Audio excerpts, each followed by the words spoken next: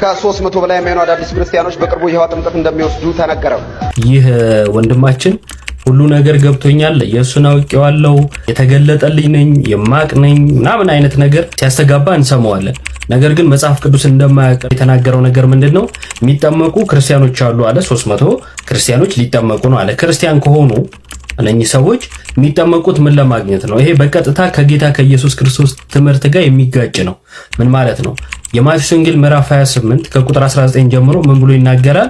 አሕዛብን ሁሉ በአብ በወልድ በመንፈስ ቅዱስም እያጠመቃችሁ ያዘዝኳችሁ እንዲጠብቁ እያስተማራችሁ ደቀ መዛሙርቴ አድርጓቸው ይላል። ደቀ መዝሙር መሆን ማለት የጌታ መሆን ማለት ነው። የጌታ ስንሆን ነው ክርስቲያን የምንሆነው። ክርስትና ራሱ የጌታ መሆን ስለሆነ ማለት ነው።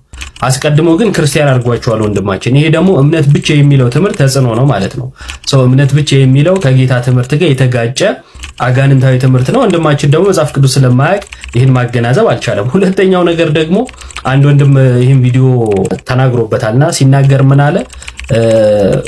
በመጠጣትስ ቢሆን፣ ምክንያቱም አንድ ወንድማችን ሜሎስ የተባለ በመጠጣትስ ቢሆን ብሏልና ከሚጠመቁ ውሃም ለመቆጠብ በመጠጣትስ ቢሆን እንዳልክ እሱንም አታውቅም። ሌላኛው ነገር ደግሞ የምናነሳው ምንድነው? የጥምቀት ምንነትን አላወቁም፣ ክርስቶሳዊ መሆኛውን። ሲቀጥል ግን በማጥምቀት ነው የሚጠመቁት? በመካነ ኢየሱስ ወይስ በቃለ ሕይወት? በመካነ ኢየሱስ ከሆነ ኃጢአት የሚያስተሰርይ የእግዚአብሔርን ጸጋ የሚሰጥና ልጅነትን የምናገኝበት ጥምቀት ነው።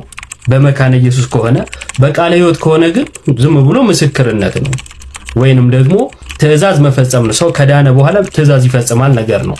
ሰው በየትኛው ጥምቀት ነው 300 ሰዎቹ የሚጠመቁት?